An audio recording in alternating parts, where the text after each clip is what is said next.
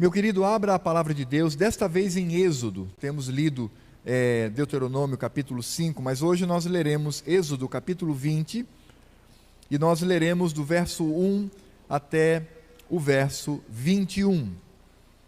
Êxodo capítulo 20, e nós leremos do verso 1 ao verso 21. Qual a diferença do texto que traz os 10 mandamentos em Êxodo para Deuteronômio? Porque Deuteronômio é uma repetição.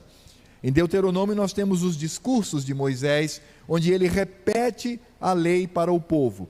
Aqui nós temos o momento do evento, o evento em que o Senhor, ele de fato, desce no Monte Sinai para trazer a sua lei moral e em seguida trazer a sua lei cerimonial e civil. Então o Senhor, quando ele revela a sua lei, ele começa com a sua lei moral e depois então traz a lei civil e a lei litúrgica, que nós não devemos mais seguir como decorrência, como resultado desta lei moral. Então diz assim a palavra do Senhor em Êxodo capítulo 20, versos de 1 a 21. Então falou Deus todas estas palavras: Eu sou o Senhor teu Deus, que te tirei da terra do Egito, da casa da servidão. Não terás outros deuses diante de mim, não farás para ti imagem de escultura, nem semelhança alguma do que há em cima nos céus, nem embaixo na terra, nem nas águas debaixo da terra. Não as adorarás, nem lhes darás culto, porque eu sou o Senhor teu Deus, Deus zeloso, que visito a iniquidade dos pais nos filhos até a 3ª e 4ª geração daqueles que me aborrecem, e faço misericórdia até 1000 gerações daqueles que me amam e guardam os meus mandamentos. Não tomarás o nome do Senhor teu Deus em vão, porque o Senhor não terá por inocente o que tomar o seu nome em vão. Lembra-te do dia de sábado para o santificar. 6 dias trabalharás e farás toda a tua obra, mas o 7º dia é o sábado do Senhor teu Deus. Não farás nenhum trabalho, nem tu, nem o teu filho, nem a tua filha, nem o teu servo, nem a tua serva, nem o teu animal, nem o forasteiro das tuas portas para dentro, porque em 6 dias fez o Senhor os céus e a terra, o mar e tudo o que neles há, e ao 7º dia descansou. Por isso o Senhor abençoou o dia de sábado e o santificou. Honra teu pai e tua mãe, para que se prolonguem os teus dias na terra que o Senhor teu Deus te dá. Não matarás, não adulterarás, não furtarás, não dirás falso testemunho contra o teu próximo, não cobiçarás a casa do teu próximo, não cobiçarás a mulher do teu próximo, nem o seu servo, nem a sua serva, nem o seu boi, nem o seu jumento, nem coisa alguma que pertença ao teu próximo. Todo o povo presenciou os trovões e os relâmpagos e o clangor da trombeta e o monte fumegante, e o povo observando se estremeceu e ficou de longe. Disseram a Moisés: Fala-nos tu e te ouviremos, porém não fale Deus conosco, para que não morramos. Respondeu Moisés ao povo: Não temais, Deus veio para vos provar, e para que o seu temor esteja diante de vós, a fim de que não pequeis. O povo estava de longe em pé. Moisés, porém, se chegou à nuvem escura onde Deus estava. Amados, temos visto aqui, ao longo destes domingos, sobre a lei do Senhor, sobre a lei moral do Senhor. E sabemos que esta lei, ela está sintetizada em 2 frases. A primeira: amarás ao Senhor teu Deus de todo o teu coração, de toda a tua alma e de todo o teu entendimento.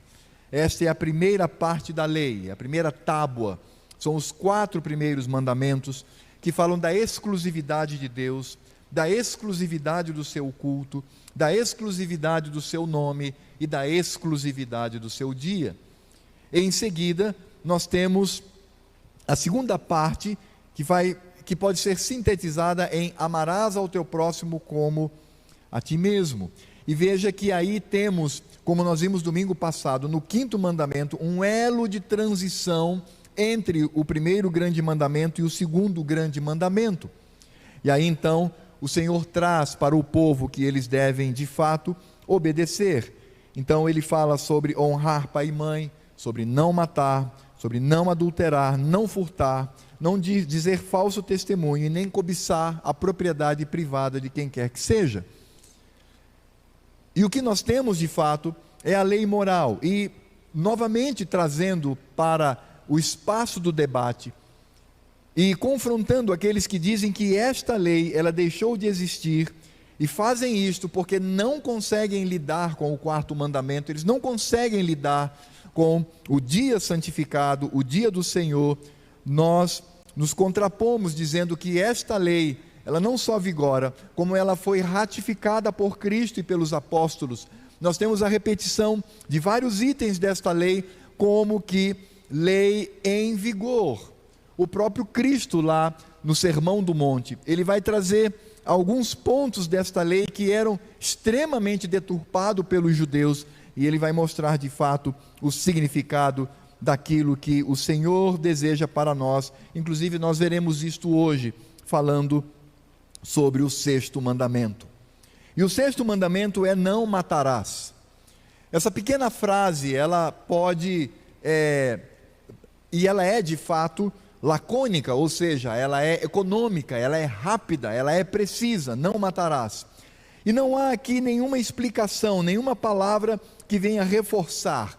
Os demais mandamentos sempre trazem uma palavra de reforço, e nós podemos ver isso quando fala, por exemplo, não tomarás o nome do Senhor teu Deus em vão, aí, porque o Senhor não terá por inocente, etc. Quando fala sobre o dia de descanso, então lembra-te do dia de descanso, ou do Shabat, para o santificar. Aí temos aqui em Êxodo, dizendo, porque o Senhor fez isso na criação. E lá em Deuteronômio diz, porque o Senhor deseja isso por conta da redenção e da salvação. Mas agora nós temos uma série que não traz nenhuma palavra de reforço, e há apenas uma afirmação, que se trata do não matarás, não adulterarás, não furtarás, não dirás falso testemunho contra o teu próximo. E depois o não cobiçarás traz o detalhe de não cobiçarmos a propriedade de quem quer que seja. Agora, quando nós nos encontramos com este mandamento, não matarás, nós precisamos primeiro reconhecer o que ele não está dizendo. Porque como ele é muito curto, as pessoas então usam esse mandamento de maneira errônea, equivocada. Nós não podemos aplicar este mandamento e afirmar que não se pode matar nada, porque não é assim. Aliás, essa é a visão dos pacifistas. Os pacifistas, que são diabólicos, mundanos, carnais, contrários ao Evangelho, é que trazem essa mensagem para nós, que é uma mensagem falsa, porque aqueles que lideram o movimento pacifista são facínoras, eles são ditadores, eles querem dominar o mundo e querem dominar a vida das pessoas. Por isso, vamos aqui discutir um pouquinho sobre o que este mandamento não quer dizer. Primeiro, esse mandamento não quer dizer que não tenhamos o direito de matar animais para a nossa alimentação. Nós vamos encontrar em Gênesis capítulo 9, verso 3, uma autorização e até uma ordem do Senhor quando diz: tudo que se move e vive ser-vos-á para alimento, como vos dei a erva verde, tudo vos dou agora. É interessante, não é o nosso tema aqui, mas antes da consagração e da separação do povo de Deus sob a tutela de Moisés, eles podiam comer de tudo, porco, caça, somente com Moisés. E aí, por essa lei cerimonial que apontava para Cristo, e em Cristo é revogada, é que existe uma dieta bastante restrita. Mas quando se mata boi, vaca, galinha, caça, peixe para o alimento, é lícito, porque o Senhor Deus assim o deixou. Percebem como os pacifistas são anti-evangelho, são anti-escritura sagrada? Eles dizem que você não pode matar o animalzinho. Essa semana mesmo uma pacifista disse que acha um absurdo as pessoas andarem no lombo de animais, porque é humilhante para ele, porque o bichinho cansa. E aí você fica dizendo, é uma loucura isto. E essa loucura, ela vem exatamente por se contrapor, ou uma contraposição, ou uma contrapostura diante da palavra de Deus. Esse mandamento, ele também não quer dizer que o Senhor, ele proíbe a pena de morte e a guerra justa. Irmãos, a pena de morte é um princípio do Senhor Deus. É um princípio claro. E o princípio da pena de morte não está apenas no Velho Testamento, mas nós encontramos o princípio da pena de morte sendo uma atitude de Deus junto à sociedade no Novo Testamento. Quando Paulo, em Romanos capítulo 13, ele diz assim: todo homem esteja sujeito às autoridades superiores, porque não há autoridade que não proceda de Deus. E as autoridades que existem foram por ele, Deus, instituídas. De modo que aquele que se opõe à autoridade resiste à ordenação de Deus. Veja a junção que nós encontramos aqui entre as autoridades e o próprio Deus agindo na sociedade. E ele continua dizendo: porque os magistrados ou os governadores não são para temor quando se faz o bem, e sim quando se faz o mal. Queres tu não temer a autoridade, faze o bem, e terás o louvor dela, visto que a autoridade é ministro de Deus para o teu bem. Entretanto, se fizeres o mal, teme, porque não é sem motivo que ela traz a espada. Ou seja, aqui é pena de morte. Não é à toa que as autoridades matam os bandidos, pois é ministro de Deus, vingador, para castigar o que pratica o mal. Ora, Paulo está escrevendo isso em que contexto? De Israel? Não, ele está escrevendo no contexto de um governo gentio. Ele está falando aqui de um governo corrupto, um governo despótico, um governo autoritário, que é o Império Romano. Por isso, essa história de ser contra a pena de morte é ser contra o Evangelho. Ponto. E não há o que dizer. Não há o que dizer.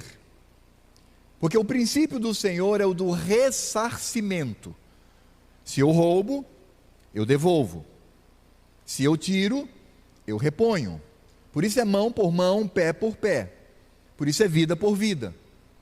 É óbvio que as pessoas vão dizer: mas isso é lei civil. E ela, obviamente, ela se encerra em Cristo. Há uma certa verdade nisto. De fato, como lei civil para Israel, ela não existe mais. Mas Paulo, inspirado pelo Espírito Santo, diz: vejam, se encerra em Cristo, mas o princípio de vida por vida continua, mesmo num governo pagão. Por isso nós não somos pacifistas. Infelizmente, muitos crentes, ingenuamente, reproduzem este tipo de discurso: eu sou contra a pena de morte. Por quê? Por que você é contra a pena de morte? Por que você é contra o Estado, com justiça, tirar a vida de alguém que brutalmente assassinou outra pessoa inocente? Por que somos contra? Por isso, esse mandamento não significa dizer isto, como também não se aplica a uma guerra justa. Nós sabemos que muitas guerras, elas são injustas, mas existem guerras que são justas, e elas de fato existem para a promoção inclusive da glória de Deus e dos seus atributos. Por isso, quando um crente ele vai para a guerra, ele sabe que ali, ao lutar contra o inimigo, e ele precisa ter consciência de que está do lado certo, do lado que glorifica ao Senhor, contra aqueles que se contrapõem, esse mandamento não se aplica a isto. Como também esse mandamento não se aplica quando nós matamos alguém em legítima defesa. A palavra de Deus, com muita clareza, ela nos diz lá em Êxodo 22:2, preste atenção no que diz a palavra de Deus aqui, diz assim: se um ladrão for achado arrombando uma casa e sendo ferido, morrer, quem o feriu não será culpado do sangue. Em outras palavras, o que a palavra de Deus está dizendo é que pela legítima defesa nós podemos matar. E aí nós entramos num aspecto bastante polêmico, que é o desarmamento. E é interessante quando eu vejo pessoas que são crentes, fiéis, e são favoráveis ao desarmamento. Algo que a Escritura Sagrada em lugar nenhum afirma. Muito pelo contrário, ela incentiva a proteção de cada um.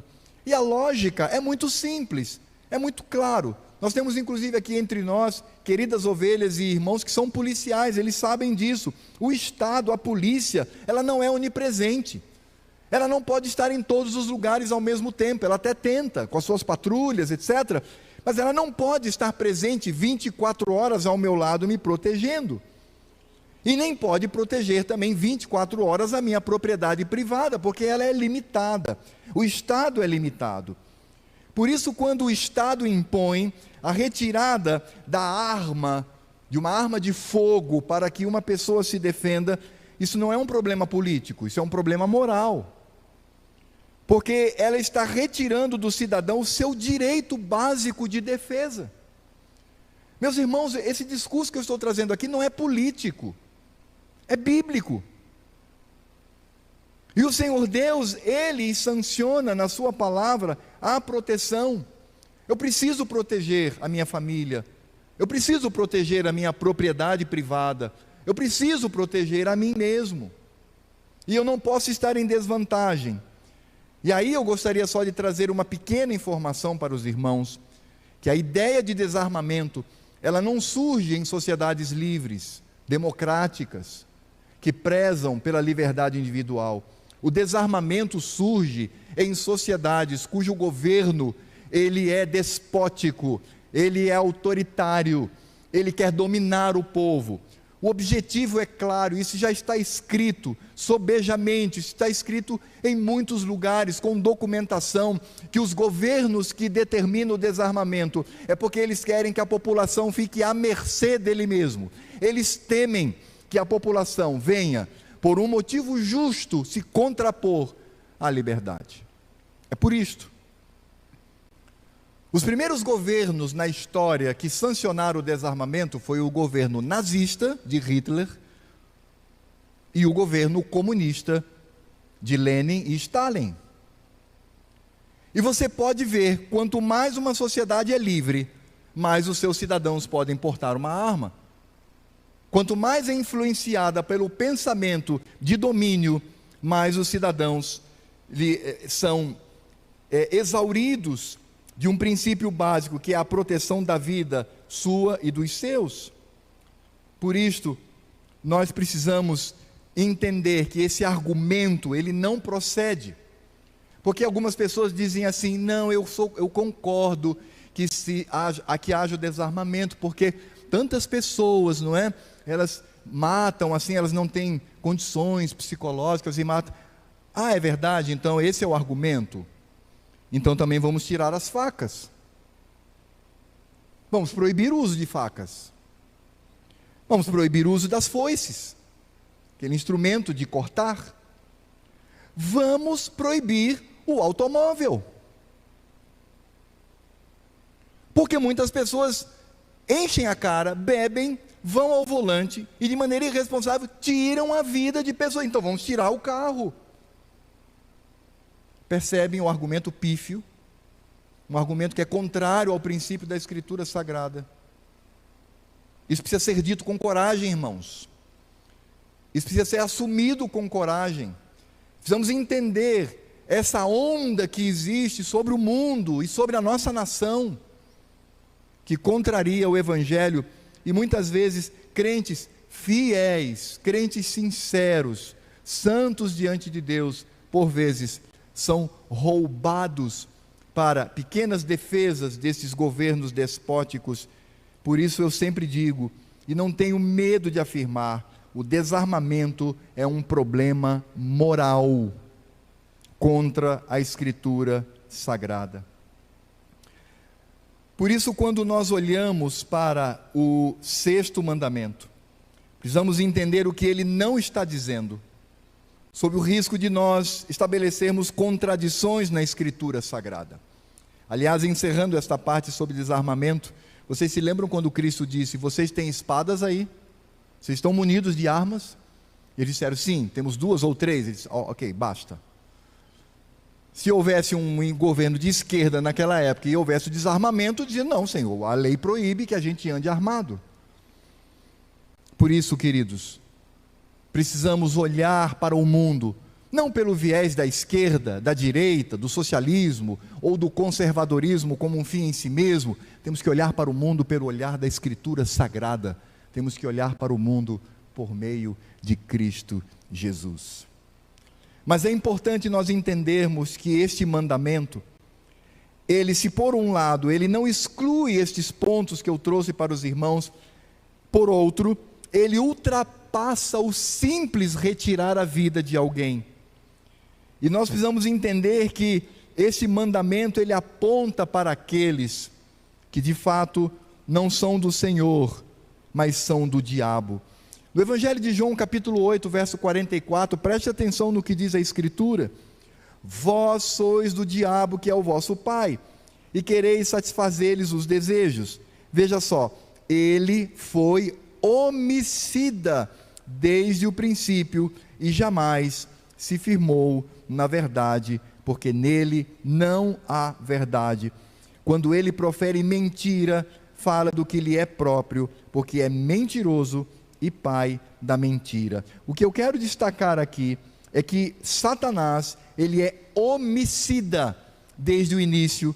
Então o sexto mandamento, ele vai contra aqueles que são do diabo, porque retirar a vida de alguém de maneira leviana, retirar a vida de alguém por egoísmo, retirar a vida de alguém por uma vingança pessoal, é de fato estar alinhado ao diabo e não ao Senhor. É por isso que esse mandamento, ele precisa ser visto dentro do seu contexto maior, e ao mesmo tempo precisamos olhar para este mandamento como um mandamento que se aplica ao próximo. Eu não posso matar o próximo, e se aplica a mim mesmo. Eu não posso cometer suicídio. Por isso eu acredito ser conveniente nós lermos aqui a pergunta 136 do nosso Catecismo Maior de Westminster, quando diz assim: quais são os pecados proibidos no sexto mandamento? E a resposta do nosso símbolo de fé é: os pecados proibidos no sexto mandamento são o tirar a nossa vida ou a de outrem, exceto no caso de justiça pública, guerra legítima ou defesa necessária. A negligência ou retirada dos meios lícitos ou necessários para a conservação da vida, a ira pecaminosa, o ódio, a inveja, o desejo de vingança, todas as paixões excessivas e cuidados demasiados, o uso imoderado de comida, bebida, trabalho e recreios, as palavras provocadoras, a opressão, a contenda, os espancamentos, os ferimentos e tudo que tende à destruição da vida de alguém. Veja que riqueza! Veja como não matarás, ele abre um leque e abrange tudo aquilo que está ligado ao retirar a vida de alguém. Ao olharmos para a resposta do nosso catecismo, lembrando do mandamento, ele fala em primeiro lugar que a quebra desse mandamento está quando nós atentamos contra a nossa própria vida ou a vida de outrem. E veja que aqui inclui o suicídio. Já perceberam como nós sempre queremos aliviar para as pessoas, às vezes até em detrimento de Cristo? Quando uma pessoa comete suicídio, as pessoas ficam comovidas e está correto. Há uma comoção em geral e isso está correto. Mas a percepção que se tem deste ato é errada. Porque as pessoas vão dizer: tadinho, ele tirou a sua própria vida, ele não aguentou, ele foi vítima. Não é assim.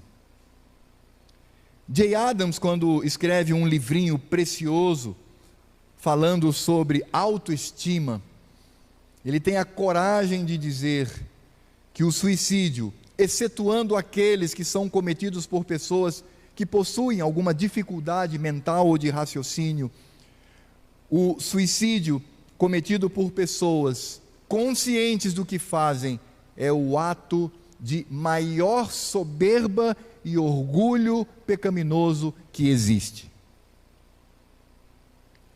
porque ele não considera o sofrimento das pessoas que estão ao seu redor. Ele sabe que elas irão sofrer com essa tragédia, mas ele não está nem aí. Ele quer apenas satisfazer os seus desejos, e de maneira leviana ele vai e retira a sua própria vida.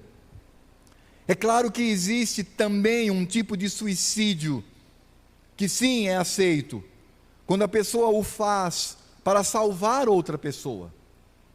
Eu me lembro que no passado, eu ainda era moleque, um acontecimento comoveu o Brasil, quando um policial da reserva, uma criança estava no zoológico e caiu no ambiente das ariranhas, que são extremamente agressivas, e a criança caiu, e aí então esse ex-soldado, ele não pensou duas vezes, ele saltou a grade, e ele pegou a criança e levantou, e as ariranhas começaram a mordê-lo, e ele então entregou a criança, e depois caiu e morreu.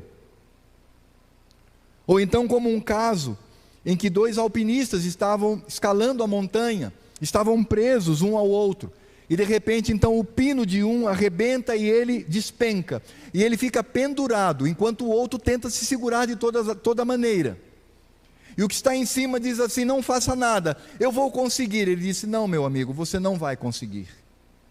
E ele então tira a sua faca, dá um sorriso para ele, e diz assim: até breve, meu amigo, e corta a corda. Não é esse o espírito que eu estou dizendo. Não é esta a atitude quando um pai, uma mãe dá a vida pelo seu filho, sabe do risco, sabe que vai morrer, mas faz isto consciente. Não, estamos falando daquele suicídio egoísta, daquele suicídio que revela o pecado do coração humano. Eu sei que eu estou entrando num terreno minado, eu sei que eu estou entrando num terreno complicado, mas é necessário dizer isto. A maneira como este mandamento se aplica, a mesma coisa com a vida de outra pessoa.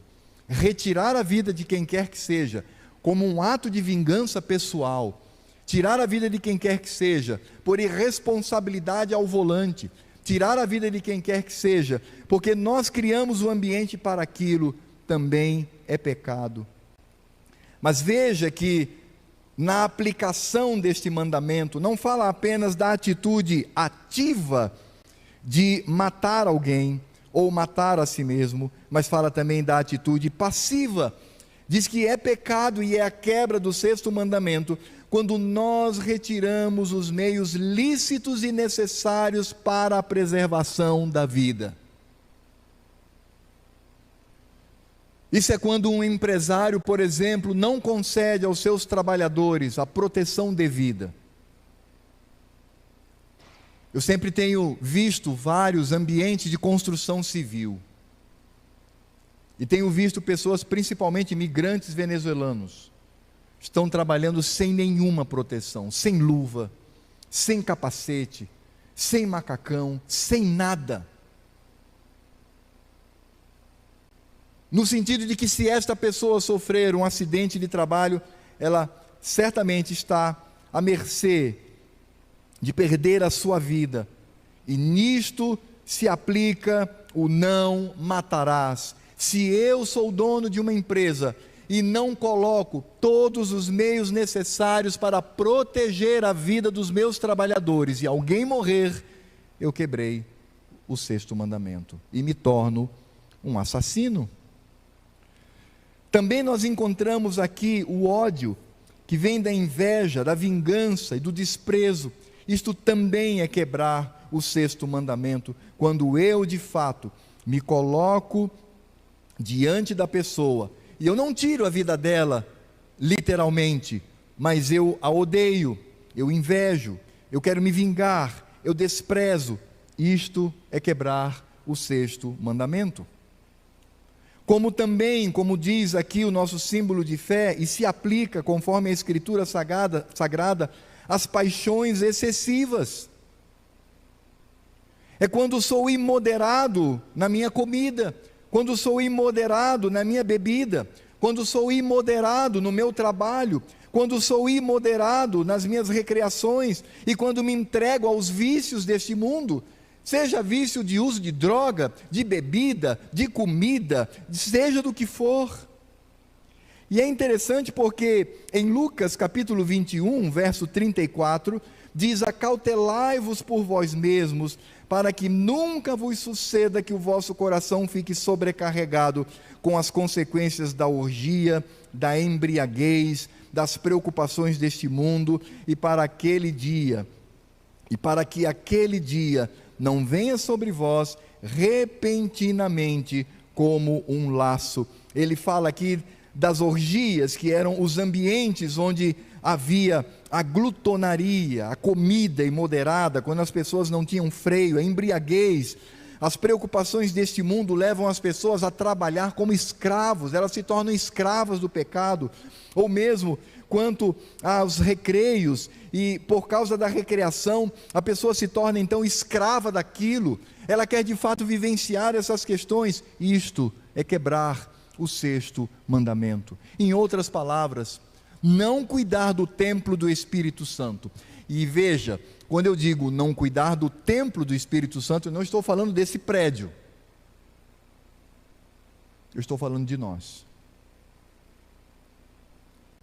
E quando temos atitudes que nos aproximam mais da morte, eu estou quebrando o sexto mandamento. É claro que aqui não há o outro extremo, de você transformar o seu corpo, a sua saúde, num ídolo. Já viu aquelas pessoas que vivem em função disto? Não é dessa forma, mas também precisamos ter responsabilidade com o nosso corpo, porque ele não nos pertence, ele pertence ao Senhor. Também aqui nós temos toda e qualquer violência, e isso se aplica a qualquer dimensão. E amados, a violência, ela não se dá apenas quando eu retiro a vida de alguém, quando eu machuco alguém com violência física, mas ela também se dá do ponto de vista mental e psicológico.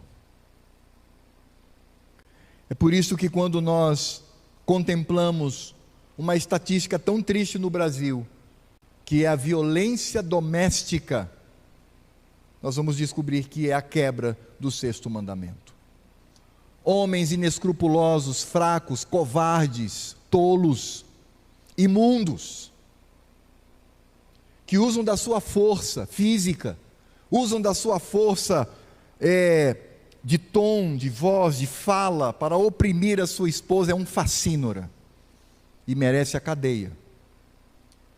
Geralmente quando no meu gabinete, mulheres chegam desesperadas dizendo: meu marido me violentou, seja, me bateu, me afrontou, me xingou, me humilhou, e eu estou aqui querendo trazer a denúncia para o conselho. Eu disse: ei, não, calma lá, irmãos, antes do conselho você vai à polícia. E eu quero deixar em alto e bom som aqui, quero deixar claro, que todas as vezes que surge no gabinete pastoral uma denúncia comprovada de qualquer tipo de violência doméstica, eu vou junto com essa ovelha à polícia para fazer um BO. Porque a igreja não pode ser conivente a crimes. A igreja não pode ser conivente com atitudes que afrontam ao Senhor e que certamente manifestam o extremo do pecado. Por isto, toda e qualquer violência, isso não se aplica apenas a marido e mulher, não se aplica também só ao homem, porque existem contextos menores em que as mulheres fazem isso com os maridos também, como também existe contexto em que os pais fazem isto com os filhos, usam de violência gratuita sobre estes filhos. É preciso entender que o sexto mandamento, ele é a advertência do Senhor contra este tipo de atitude. E aí é claro que nós devemos reconhecer, de fato, que este mandamento, por último, ele se aplica às palavras provocadoras. Veja só o que diz Provérbios 15:1: a resposta branda desvia o furor, mas a palavra dura suscita a ira. toda palavra dura, dita sem nenhum sentido, sem nenhum fundamento, todo grito, toda imposição, toda humilhação é a quebra do sexto mandamento. É por isso que Cristo, quando Ele vai ratificar este mandamento, e Ele vai mostrar a sua dimensão, lá em Mateus capítulo 5, do verso 21 ao verso 26, Ele diz: ouvistes que foi dito aos antigos, não matarás, e quem matar está sujeito a julgamento. Eu, porém, vos digo que todo aquele que sem motivo se irar contra seu irmão está sujeito a julgamento, e quem proferir um insulto a seu irmão estará sujeito a julgamento do tribunal, e quem lhe chamar tolo estará sujeito ao inferno de fogo. Quem está falando aqui não é Moisés, amado. Quem está falando aqui é Jesus, o doce e querido Cristo Jesus. Se, pois, ao trazeres ao altar a tua oferta, e ali te lembrares de que teu irmão tem alguma coisa contra ti, deixa perante o altar a tua oferta, vai primeiro reconciliar-te com teu irmão, e então voltando, faze a tua oferta. Entra em acordo sem demora com o teu adversário, enquanto estás com ele a caminho, para que o adversário não te entregue ao juiz, o juiz ao oficial de justiça, e sejas recolhido à prisão. Em verdade te digo que não sairás dali enquanto não pagares o último centavo. Veja, tudo isto que Cristo disse se aplica ao sexto mandamento. Ora, o Senhor traz aqui em primeiro lugar, quando Ele fala aqui no texto que nós lemos, primeiro Ele fala da interpretação legalistas. Ouviste o que foi dito, não matarás, e quem matar está sujeito ao julgamento. Porque aqueles judeus legalistas diziam: eu nunca tirei a vida de ninguém, então eu nunca quebrei o sexto mandamento. Cristo então revela a atuação hipócrita daquelas pessoas, porque é assim, amados, quando a pessoa ela é hipócrita, ela arruma subterfúgios para dourar, para florear o mandamento. Eu até faço isso, mas não cheguei àquilo. O Senhor Jesus fala, eles falam desta maneira: eu, porém, vos digo. E aí Cristo diz com todas as letras: toda ira fútil, toda ira por futilidade, toda ira que vem não para promover a glória do Senhor, mas toda ira vem simplesmente para promover a minha glória. Isto é a quebra, sim, do sexto mandamento. Por isso João, na sua primeira epístola, no capítulo 3, verso 15, ele diz: todo aquele que odeia seu irmão é assassino. Isso é Novo Testamento, amado. É a igreja nos últimos dias, mostrando o peso deste mandamento. Ora, vós sabeis que todo assassino não tem a vida eterna permanente em si. Quem disse isto não foi Moisés, muito menos Alfredo, um vaso inútil. Quem disse isto foi o apóstolo João, inspirado pelo Espírito de Cristo. Por isso o próprio Cristo diz que a quebra do sexto mandamento também ocorre quando nós insultamos os nossos irmãos. O insulto, chamá-lo de tolo, de besta, ou de qualquer outro termo depreciativo, isto é sim a quebra do sexto mandamento. Claro que nós não vamos aqui criar aquele purismo exagerado. Claro que às vezes você pode dizer até para um irmão, o irmão, deixa de ser bobo, né? Deixa de ser besta, não é assim não. Não é nesse sentido, mas é no sentido de você dizer, colocando-se acima dele e menosprezando aquele irmão. É o desprezo desrespeitoso. Nós não podemos fazer isto. Os pais não podem encharcar seus filhos dizendo que são burros, que são ineptos, que não prestam para nada. Isso não constrói. Isto apenas quebra o sexto mandamento. Eu não posso olhar para quem quer que seja que está dentro da igreja e dizer que insultá-lo com palavras desrespeitosas, porque isso é a quebra do sexto mandamento. Quem disse isso foi Cristo, foi o Senhor. E veja que quando ele fala sobre estes pecados, ele vai aguçando e aumentando as penalidades. Quem matar estará sujeito a julgamento. Eu, porém, vos digo: todo aquele que sem motivo se irá contra seu irmão estará sujeito a julgamento.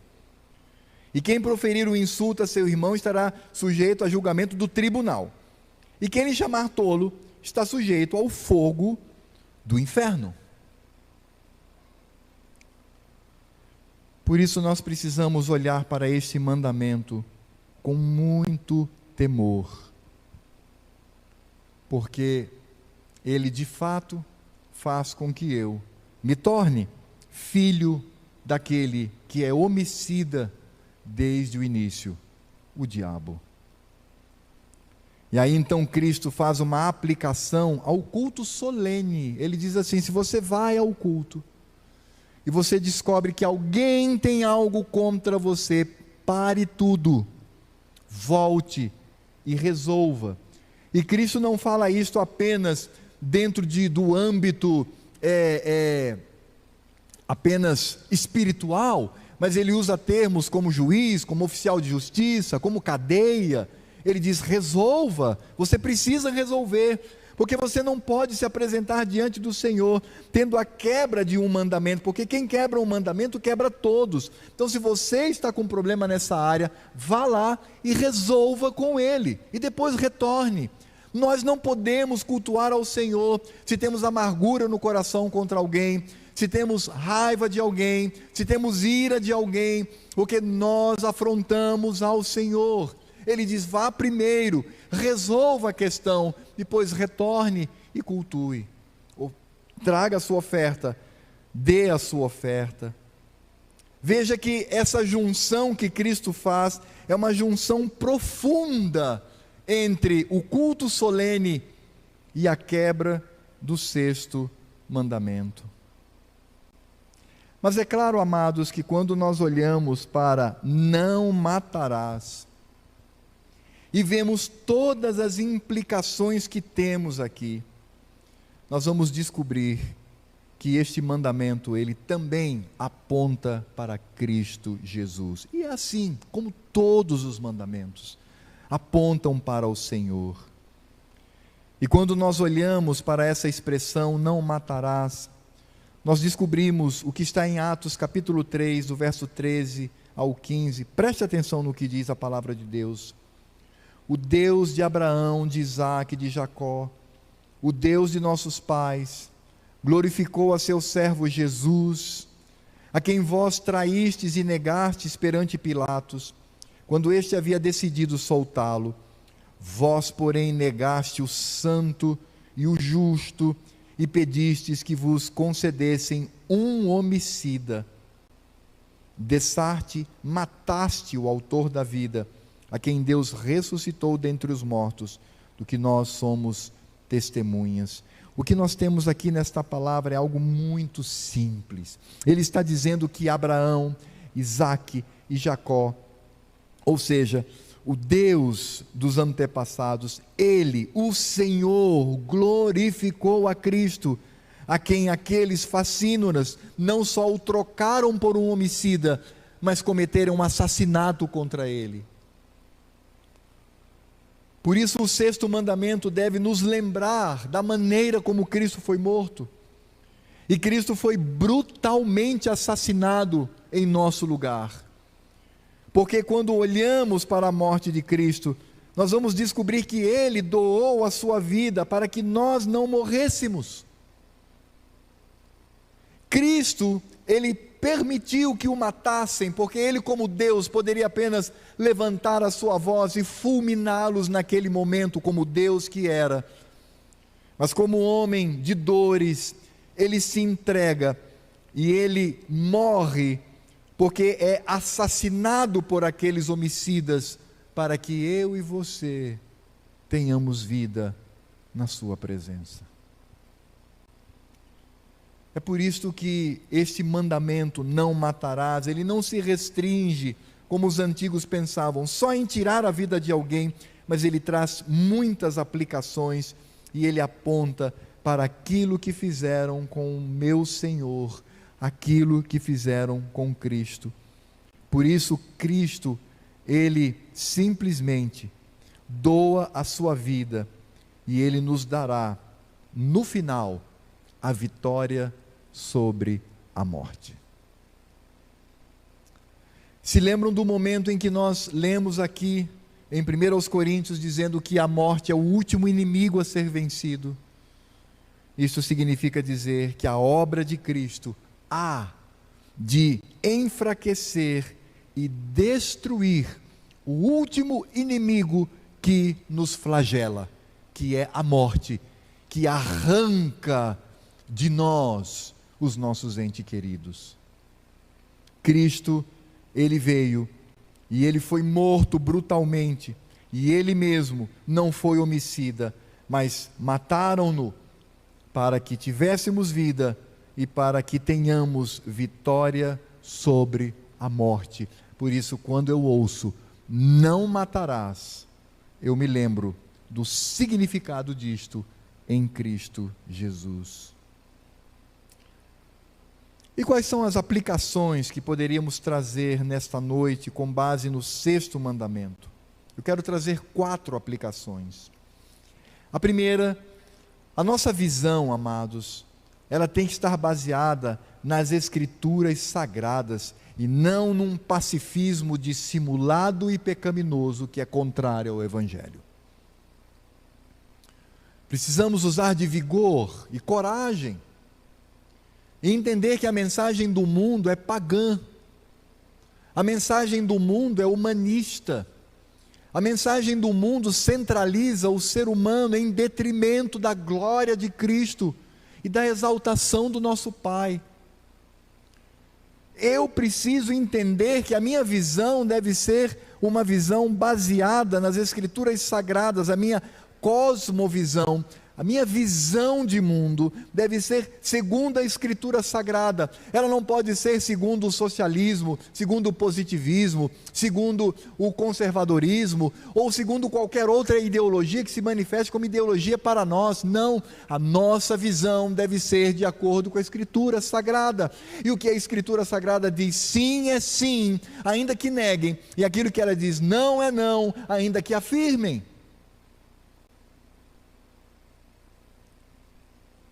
A nossa visão, ela não é regida por política partidária. A nossa visão é regida pelo que a Escritura Sagrada diz. Por isso devemos ter cuidado para não falar tolices que afrontam ao Senhor.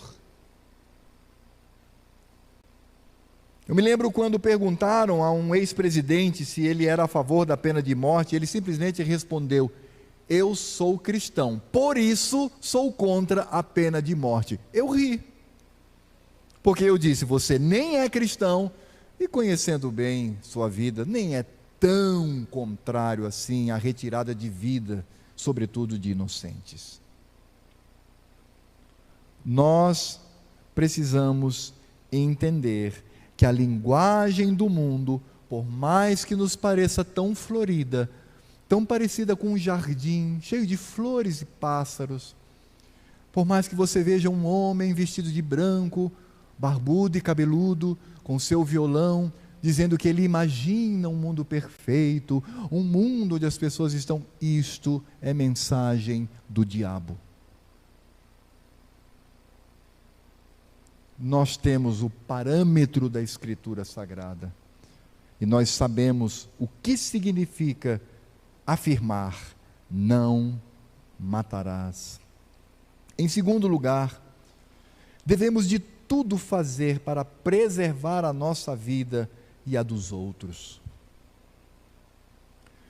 Quando nós vamos no médico, ele pede aqueles exames, e é o momento mais terrível na vida de um homem.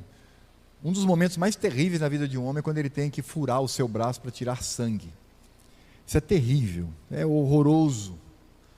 Toda vez que eu vou tirar sangue, eu digo, aí eu já dou aquela palavra técnica para não passar vergonha. Olha, eu tenho fobia a jaleco branco, viu? Então, eu vou sentar, porque se eu desmaiar, daí a pessoa olha para mim, não tem a vergonha, né? Um homem desse tamanho. Mas quando o médico pede os exames, depois ele olha para os exames, olha para você, olha para o exame, olha para você, aí olha para você, e ele dá um diagnóstico não muito favorável, decorrente de uma vida desregrada. Amados, não podemos ser assim. Como eu disse, não estou falando aqui que devemos ir para aquele extremo oposto, que é chato inclusive, é um extremo oposto chato, dos idólatras do corpo. Não é isso. Que levam pessoas que não consideram a sua idade, o seu momento, e que acham que tudo se resume a um corpo bonito. Isso é pecado. Não é isto. Mas eu estou falando do cuidado com o templo do Espírito Santo, que se deteriora, mas mesmo na sua deteriorização, porque um dia será perfeito, eu também preciso me cuidar, para a glória de Cristo, como testemunho ao Senhor, não para se tornar padrão de atleta, ou seja o que for nesta área, mas para simplesmente glorificar ao Senhor. Eu preciso cuidar de mim. Insisto pela terceira vez, não estamos falando aqui do culto ao corpo, não é isso. Você tem que ter o corpo desse formato, não é isto. O que eu estou falando é de termos responsabilidade com o nosso corpo, porque é templo do Espírito Santo, e o próprio Cristo diz, cuidado para que você, que é desregrado, tanto na sua alimentação, na sua bebida, no seu trabalho, no seu entretenimento, cuidado para que aquele dia, o dia do Senhor, não venha sobre você como laço. Em terceiro lugar, ao olhar para o mandamento não matarás, eu preciso ter cuidado na forma como eu compareço no culto solene, para que eu não me apresente diante do Senhor com sangue nas mãos. Porque é assassino quem odeia futilmente o seu irmão. É assassino quem o chama de tolo. É assassino aquele que o deprecia com palavras, aquele que o odeia, aquele que tem ira, e não é uma ira santa e justa, mas uma ira carnal e pecaminosa. Eu procuro por vezes me apresentar diante de Deus com sangue nas mãos. Eu não posso fazer isto. Hoje de manhã nós estudamos o Salmo número 122, quando Davi diz, ore pela paz do povo de Deus, ore para que haja paz e prosperidade no meio do povo do Senhor. É por isso que eu devo promover a paz, eu devo promover a união. Como isto é difícil! Como isto é difícil! Porque sim, às vezes a gente se depara com um irmãozinho que, eita! A gente precisa ter muita paciência, mas temos que tê-la. A gente tem que ser paciente, a gente tem que suportar. Interessante porque Paulo, quando ele fala da comunhão, ele não diz só que é o amor que nos une, etc. e tal, mas ele fala também, suportai-vos, porque de fato, às vezes é difícil, mas eu tenho que promover a paz no meio do povo do Senhor. Por isso eu mesmo não posso promover a desunião ou cultivar no meu coração a raiva e o ódio, porque se assim o faço, eu tenho sangue nas minhas mãos, que se tornaram assassinas, até que eu resolva isso, para a glória do Senhor. E em quarto e último lugar, amados, o que nós vimos aqui, o nosso modelo é Cristo. Interessante que Paulo diz aos maridos, não é? Maridos, amai vossas mulheres como Cristo amou a sua igreja e a si mesmo se entregou por ela, morreu por ela. É interessante pensar que isso também se aplica no convívio com os meus irmãos. Eu preciso, em todos os momentos, ser como Cristo. E você quer saber como que Cristo lida conosco? Quem aqui nos últimos 5 anos, nunca decepcionou profundamente a Cristo com pecado? Quem está nessa condição, fique de pé, vem aqui para frente e vamos nos encurvar, porque é um anjo no meio de nós. Não é? Quantas vezes Cristo foi tão paciente conosco, e que retribuiu diante de um coração arrependido o seu amor e a sua graça. Pessoas que afrontam, são crentes, são salvos, mas que afrontam ao Senhor, mas que mediante o arrependimento se aproximam, e o que recebem são os braços abertos de Cristo, para conceder perdão e para conceder uma vida de comunhão. Quantas vezes nós, como esposa, não traímos ao Senhor? Mais uma vez arrependidos, o Senhor nos recebe, porque Ele é o nosso modelo, e porque Ele foi capaz de morrer por seus inimigos. Você sabia que o ser humano sem Cristo no coração é inimigo de Cristo? O afronta com palavras e atos, desvairadamente, sem limites, mas ele foi capaz de amar e de vir e morrer por seus inimigos. Este é o padrão, este é o modelo. Cristo é de fato aquele que deve ser o modelo maior e perfeito e único da nossa vida. E somente olhando para Cristo, imitando suas atitudes, é que podemos, o 6º mandamento que diz: não matarás.